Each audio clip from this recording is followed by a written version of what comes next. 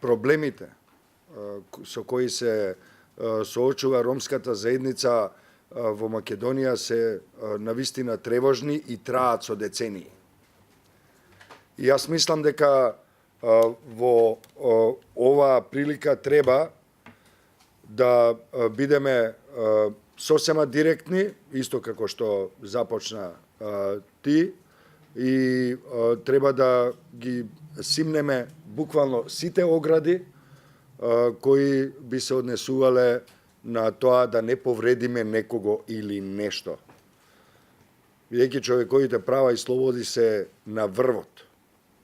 Тие се најважната категорија која нас не прави всушност луѓе, homo sapiensi.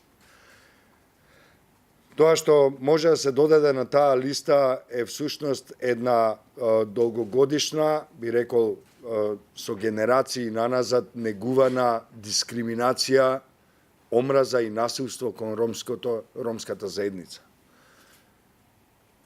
Многу е за изненадување, големо изненадување, непријатно е кога гледаме дека етнички заедници кои се во малцинство во некое општество, па така и во македонското, кои на собствена кожа, на свој грб почувствувале како е да се биде дискриминиран по било каква основа, да бидат носители на дискриминаторски постапки, па и политики и практики кога се во позиција. Со ова мислам на етничките заедници во Република Македонија, кои не се не македонските етнички заедници. Со тоа мислам и на албанците, и на турците, и на србите, и на сите останати кои живеат во Македонија, кои, иако се етнички малцинства, би требало да имаат разбирање за тоа што е дискриминација, било да е таа структурна, било да е заснована на долгогодишно негувани предрасуди и стереотипи, сепак ги гледаме како дискриминатори во многу случаи. И тоа е неприфатливо. Тоа еден ден треба да го признаеме и во истиот момент кога ќе го признаеме, треба да направиме нешто решително против тоа. Утврден е фактот дека многу малку, ако не и речиси ништо, не е направено со тие огромни средства кои се одвоени за подобрување на состојбата на човековите права на ромските заедници на ромската заедница во Македонија. Тоа што ние го гледаме во изминатите повеќе од деценија време, во текот на таа декада на ромите, како што ја нарекува агенциите на Обединетите нации, едноставно таа помош не допре до огромен број корисници, оние на кои навистина им требаше таа помош. И сметам дека тоа е проблем и одговорност не само на донаторите, меѓутоа и нивна, бидејќи со нивните бирократски и административни лавиринти не обезбедија доволна видливост и продорност во едно толку чувствително ткиво, како што се најзагрозените категории на граѓанките и граѓаните, во случајот на ромската заедница, туку и поради една крајно корумпирана политичка клика, која себе си се представува како политички представници на ромите.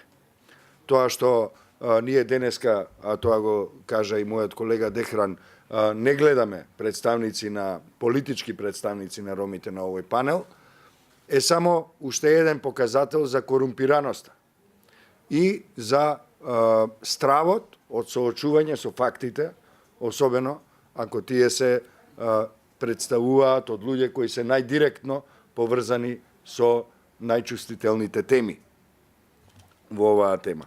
Само уште да споменам, во она што ние го следиме како Организација за човекови права, многу остро до многу очигледни и сепак болни граници го гледаме злоупотребувањето на ромската заедница во изборни контексти.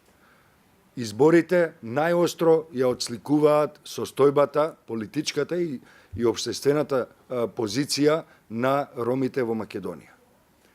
Нивниот глас се купува со насилство и со корупција, со подкуп, кој чини ни помалку ни повеќе 500 денари. Со 500 денари се купува волјата на цел еден човек, а потоа се фрла на буништето до следните избори. Ние видовме за 10 години повеќе изборни процеси, од кои некои повеќето беа предвремени, односно во крајно турбулентни услови спроведени, нели, со изборни измами, со кражби, каде што ромите беа навистина на крајно неприфатлив начин злоупотребени и ставени во менгемето на структурното насилство и на политичката корупција. Тоа мораме да го сопреме. Тоа мора да се сопре со жестоки, со решителни и со дефинитивни мерки кои треба да ги спроведат институциите во земјата, а не со декларации и советувања и со поставување на одредени временски, среднорочни, долгорочни планови и сето тоа. Проблемот го имаме сега и сега мораме да го решиме.